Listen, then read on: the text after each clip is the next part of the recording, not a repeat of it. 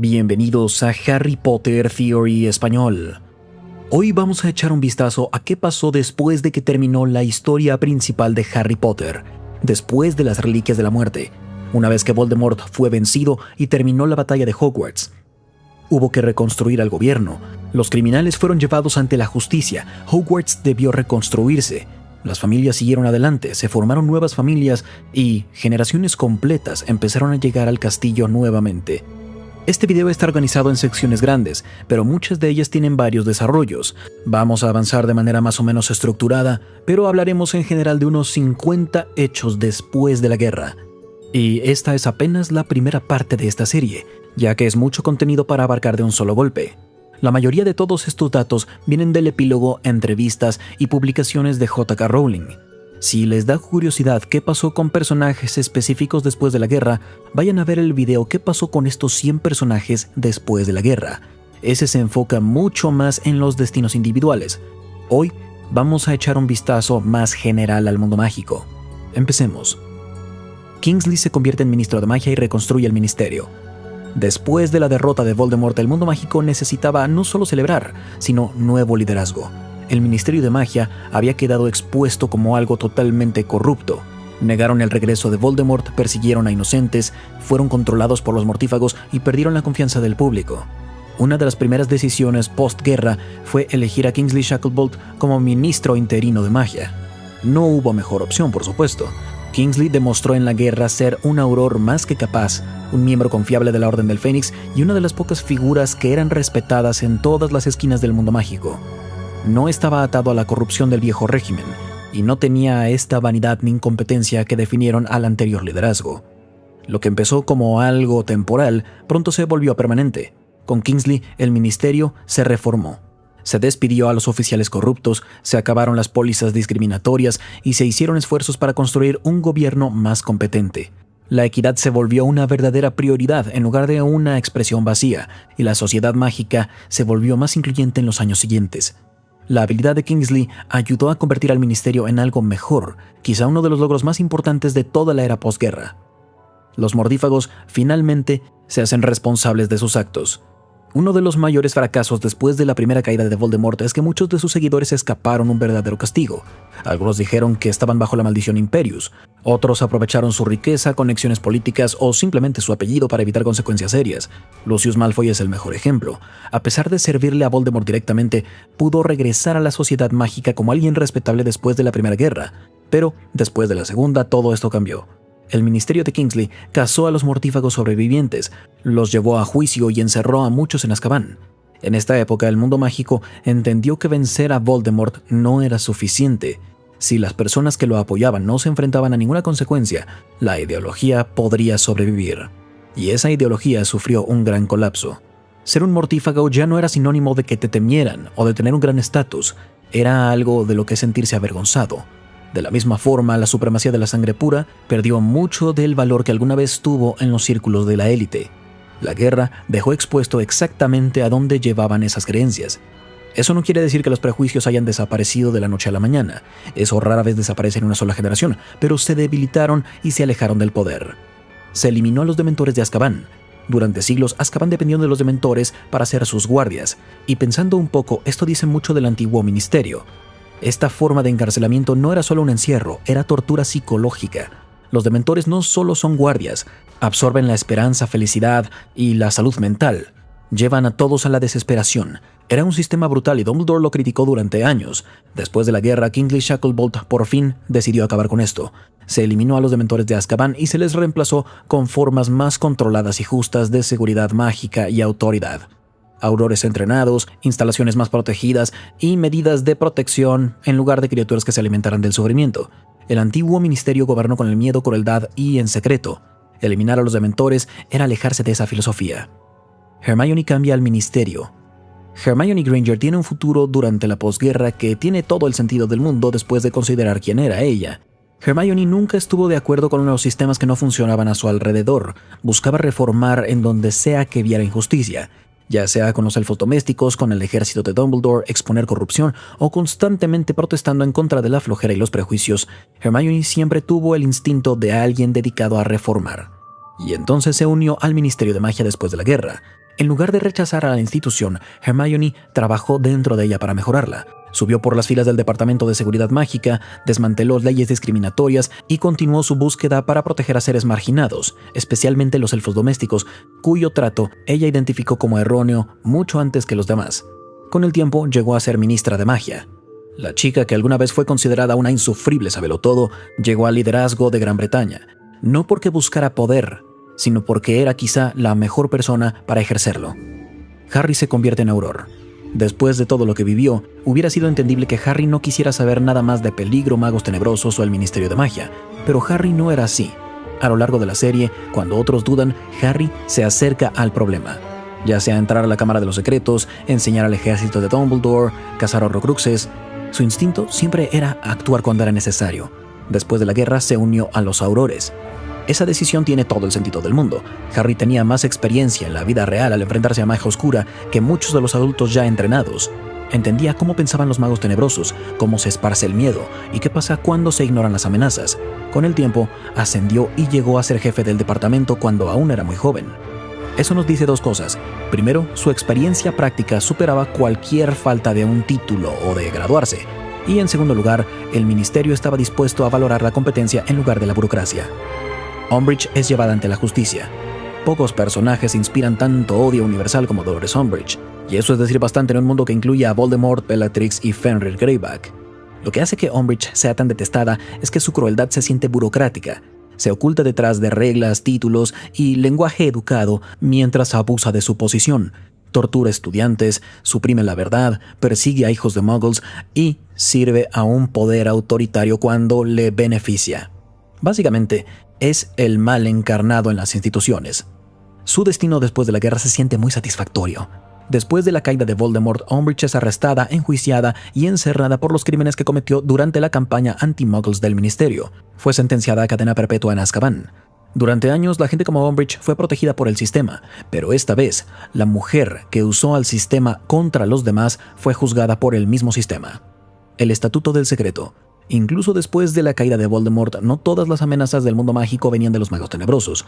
Algunos problemas eran estructurales y estaban atados al desafío de mantenerse ocultos como sociedad mágica. Eso ayuda a entender la idea de las fuerzas especiales del Estatuto del Secreto y su creación, un grupo dedicado a proteger uno de los principios más antiguos de la ley mágica. Su existencia sugiere que el secreto ya no podía ser tratado como algo que debía mantenerse solo. La vida moderna haría que ocultarse fuera más difícil que en los siglos anteriores. Viaje más rápido, medios masivos, cámaras, comunicación digital y un mundo interconectado generaba nuevas oportunidades para quedar expuestos. En respuesta a esto, el ministerio reconoció que para preservar el secreto se requería de una constante vigilancia y recursos dedicados, pero incluso con esas protecciones hubo problemas. En 2021, hubo un incidente importante con el estatuto cuando un periodista muggle vio actividad mágica y más adelante publicó información que revelaba aspectos del mundo oculto. El ministerio de la posguerra era más fuerte de lo que había sido antes, pero tuvo que adaptarse a un mundo cambiante. El diario del profeta. Durante algunos de los años más importantes de la historia mágica, el diario del profeta le falló al público. Cuando volvió Voldemort, el diario ayudó a difundir la idea de que no era así. Pintaron a Harry Potter como alguien inestable que buscaba atención cuando decía la verdad. La narrativa oficial frecuentemente se repetía sin escrutinio, y el miedo o la conveniencia frecuentemente reemplazaban a los reportajes honestos. Incluso antes de ser controlados por los mortífagos, el daño ya estaba hecho. Después de la guerra, el diario del profeta tenía un problema serio de credibilidad.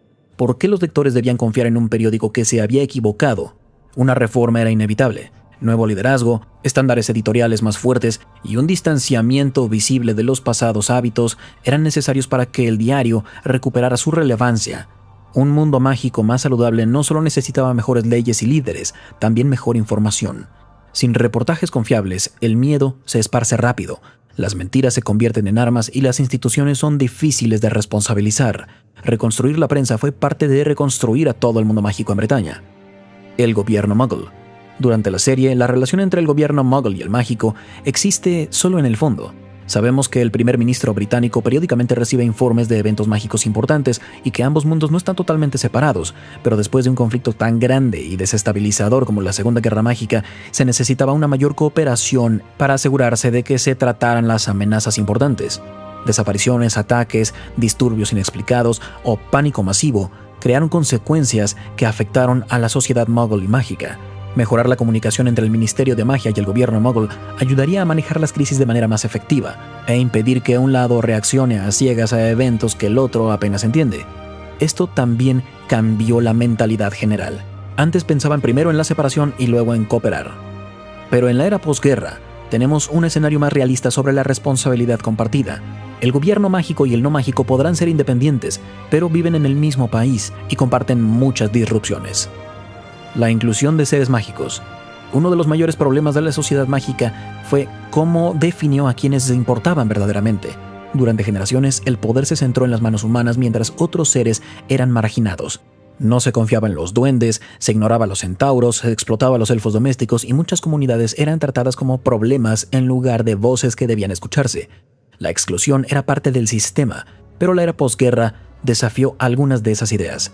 Los viejos prejuicios quedaron expuestos y la división claramente tenía un precio. El ministerio decidió mejorar las relaciones con seres mágicos. Buscaron incluirlos más en consultas, tratarlos de manera más justa y se tuvo la disposición de reconocer que la coexistencia no podía funcionar si solo dominaban los humanos. El progreso con esto fue gradual e imperfecto. Los duendes no podían usar varitas todavía, pero estos pequeños cambios fueron algo importante en términos del cambio. Un mundo mágico más sabio que el que había antes. Hogwarts se reconstruye.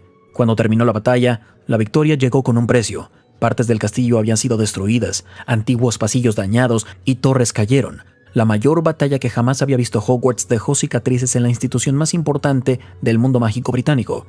Una de las tareas más importantes de la posguerra fue reconstruir Hogwarts. Hogwarts nunca fue solo un edificio. Fue donde generaciones aprendieron magia, formaron amistades, descubrieron quiénes eran y encontraron un lugar a donde pertenecer. Había que restaurarlo para dar continuidad después del caos. Y es de destacar lo rápido que sucedió esto.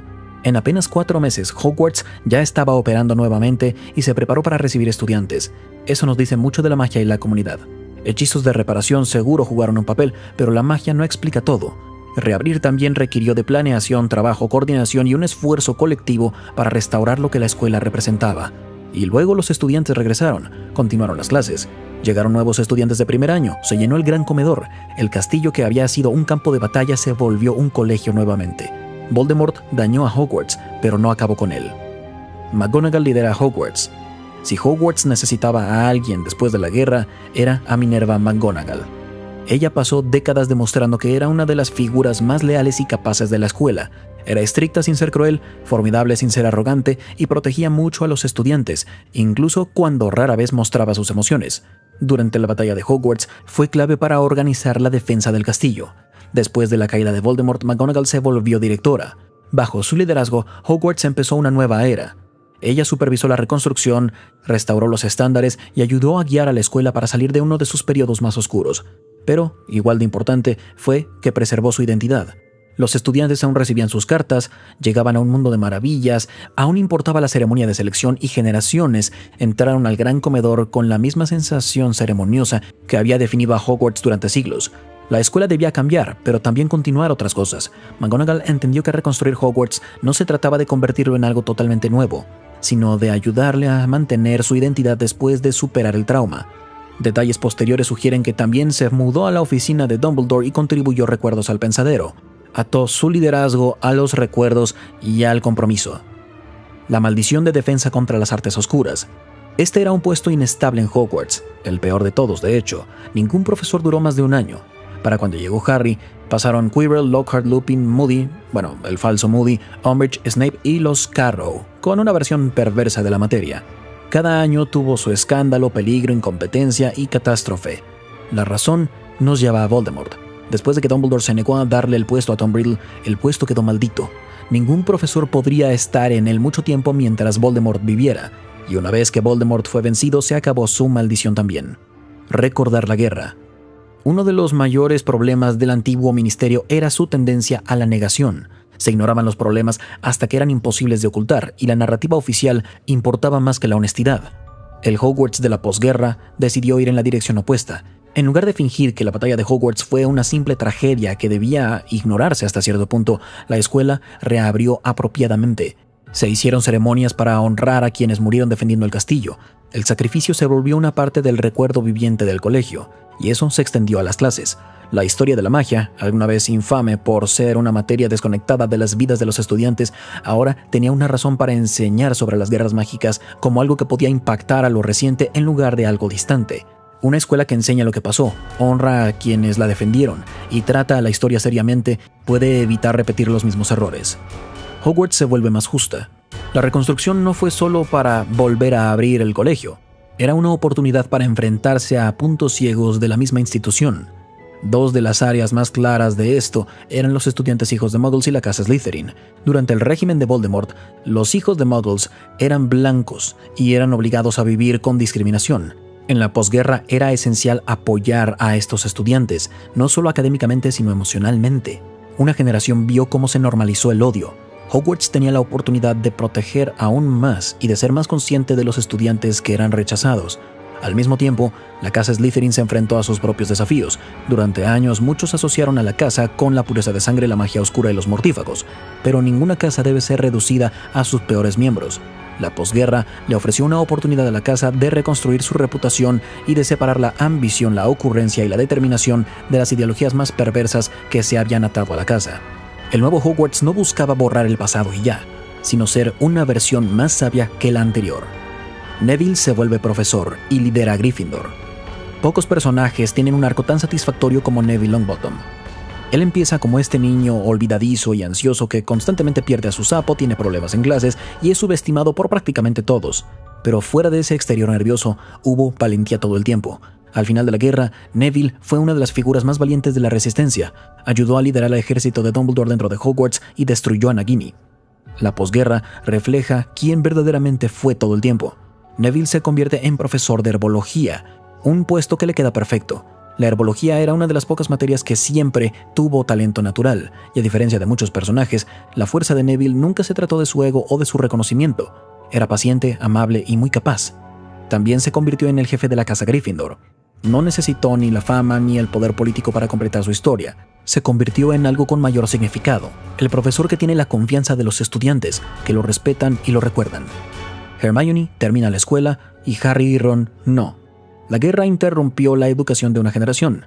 Harry, Ron y Hermione reemplazaron su séptimo año con la cacería de los Horrocruxes. Lograron algo que ningún examen podía medir, pero también su educación formal terminó de manera distinta a lo que cualquiera hubiera esperado. Hermione decidió volver y terminar su proceso. Esa decisión tiene sentido. Hermione siempre valoró el aprendizaje, la disciplina y hacer las cosas bien. Incluso después de ayudar a salvar al mundo mágico, regresó a Hogwarts, hizo sus exámenes y terminó lo que la guerra había interrumpido. Harry y Ron fueron por un camino diferente. Ninguno regresó y ninguno se graduó formalmente. En su lugar empezaron directamente su vida adulta y se unieron al Ministerio de Magia. Su experiencia en la guerra les daba un peso mayor que cualquier calificación. Ginny y Luna terminan la escuela. El último año de Harry, Ron y Hermione fue consumido por la guerra. Otros estudiantes aún tenían que terminar sus propios viajes en Hogwarts cuando reabrió. Entre ellos Ginny Weasley y Luna Lovegood. Ambas se graduaron de Hogwarts en la era posguerra. Para Ginny, graduarse marcó la continuación de una vida que había sido constantemente interrumpida por las fuerzas oscuras. Desde la Cámara de los Secretos en su primer año hasta luchar en la batalla de Hogwarts, su época en la escuela fue todo menos ordinaria, pero regresa para terminar ese capítulo como debía ser antes de continuar como jugadora profesional de Quidditch y la esposa de Harry. El camino de Luna también encaja con su personalidad. Frecuentemente considerada extraña o excéntrica, Luna se consideraba valiente, leal y perceptiva en la serie. Su graduación es el recordatorio de que las cualidades que alguna vez reciben burlas no impiden el éxito. Una generación obligada a luchar finalmente podía dedicarse a estudiar. Teddy Lupin empieza y termina su viaje en Hogwarts. La historia de Teddy Lupin es trágica y esperanzadora desde que empieza. El hijo de Remus Lupin y Nymphadora Tonks, quienes mueren durante la batalla de Hogwarts. Al igual que Harry, Teddy crece sin sus padres gracias a la guerra, pero a diferencia de Harry, crece rodeado de una comunidad decidida a amarlo y apoyarlo. En los años siguientes, Teddy empieza a estudiar en Hogwarts, el castillo en el cual sus padres lucharon y murieron. Más adelante se gradúa del colegio también. Completa un viaje que empezó como el hijo de una pérdida y que terminó como alguien que creció en un mundo ya sin Voldemort. Teddy Lupin es uno de los mejores ejemplos de por qué luchó la generación anterior. James Sirius Potter. Una de las señales más claras de que la historia avanzó es ver a los hijos de Harry Potter irse al colegio desde donde empezó su historia. James Sirius Potter, el primer hijo de Harry y Ginny, llega al Expreso de Hogwarts y empieza su educación. Es enviado a la casa Gryffindor y con el tiempo se gradúa del colegio. James llega a Hogwarts no como el niño que vivió, sino como el hijo de quien lo fue. Pertenece a una generación que conoce a Voldemort como una historia en lugar de una amenaza inmediata. Tiene los nombres del padre de Harry y su padrino, dos personas que fueron robadas por la guerra. Cuando llega a Hogwarts, se siente más que como solo una llegada de otro estudiante. Es como entrar a un lugar alguna vez definido por el pasado. Lily Luna Potter. Después de que James llegó al Expreso de Hogwarts, los siguientes hijos Potter llegaron al mismo lugar con el tiempo. Primero fue Albus Severus Potter y luego Lily Luna Potter, la más joven del matrimonio de Harry y Ginny. Lily fue enviada a Gryffindor. Ambos representan más que simplemente una nueva generación. Crecieron en un mundo muy diferente del que vivieron sus padres. No llegan a la escuela bajo la sombra del regreso de Voldemort, la negación del misterio o la guerra. Entran a Hogwarts como lo que siempre debió ser, un lugar para aprender, para ser amigos y lleno de posibilidades. Lily se llama así en honor a la madre de Harry, cuyo sacrificio dio forma a toda la historia. Luna es en honor a una de las mejores amigas de Harry. Se organiza la fiesta floreciente. Uno de los detalles más inusuales después de la guerra es este evento, una celebración de que floreció una Mimblus Mimbletonia del profesor Neville Longbottom. Si bien esto puede sonar como algo pequeño o curioso, eso es exactamente lo que le da el sentido. Después de años de miedo, dictadura y batalla, Hogwarts una vez más tiene un lugar para celebrar cosas pequeñas y mágicas. Un colegio que alguna vez fue un campo de batalla, ahora puede celebrar que una planta florece bajo el cuidado de su profesor de herbología. Esta fiesta definitivamente es un detalle pequeño, pero los pequeños detalles revelan mucho de la vida normal después de la guerra. Toda una generación puede ver Thestrals. Una consecuencia interesante de la batalla de Hogwarts es lo que significó para los estudiantes que la vivieron. En el mundo de Harry Potter, la gente que puede ver a los Thestrals es aquella que ha presenciado la muerte y ha comprendido lo que vio. Harry los puede ver después de la muerte de Cedric, Luna después de perder a su madre. Son criaturas atadas no solo a la muerte, sino al duelo y a la comprensión. Muchos estudiantes que sobrevivieron a la batalla quizá ganaron la habilidad de verlos después. Una generación completa quedó marcada por experiencias más allá de lo que debían vivir como estudiantes. Los estudiantes regresaron a Hogwarts, pero no solo vivieron una guerra, sino que también llevaban con ellos las consecuencias. Nuevos profesores. Después de la guerra, aparecieron puestos disponibles. Algunos profesores murieron en el conflicto, otros sirvieron en el antiguo régimen o llevaban muchos años de inestabilidad. Incluso entre los que sobrevivieron, quizá no todos desearían continuar después de ver la guerra dentro del castillo. Hogwarts necesitaba más que reparaciones, tenía que reconstruirse a nivel humano, buscar nuevos profesores y colocar los salones en manos de personas que podían guiar a los estudiantes a través del cambio en el mundo. La calidad de esto era muy importante y por eso el liderazgo de McGonagall fue tan importante. No solo restauraba un castillo, también ayudaba a reconstruir la confianza en las instituciones que debían proteger a los estudiantes. El cambio de carrera de Ron. Después de la guerra, Ron al principio fue a la oficina de Aurores con Harry. Esa decisión tiene sentido. Ron luchó en todo conflicto importante de la serie, ayudó a destruir los Horcruxes y jugó un papel importante en la caída de Voldemort. Si bien le faltaba la parte académica formal, tenía más experiencia que muchos adultos ya entrenados. Inmediatamente después de la guerra, Ron ayudó a poner orden después de la caída de Voldemort, rastreó a magos tenebrosos y ayudó a estabilizar el mundo mágico. Pero a diferencia de Harry, el interés a largo plazo de Ron lo llevó en una dirección distinta. Después de un tiempo breve como Auror, se fue del ministerio y se unió a George en Sortilegios Weasley. Y honestamente, eso tiene todo el sentido del mundo. A Ron nunca le gustó la parte de la burocracia ni le interesaba el estatus. Valoraba la familia, el humor y la vida práctica más que los títulos. También había otra razón. George perdió a Fred. La tienda de bromas fue el mayor proyecto de los gemelos. Ayudar a George a continuar era más que solo un negocio. Era mostrarse como familia cuando era necesario. ¿Y quién da un mejor ejemplo de lo que es la familia que los Weasley? Y eso es todo por hoy. Lo dejaré ahí por el momento, pero ya está escrita la parte 2 y saldrá pronto. Esa tendrá más información. Si les gusta el contenido, dejen un like y suscríbanse al canal. Y hasta la próxima, recuerden, la magia florece solo en almas únicas.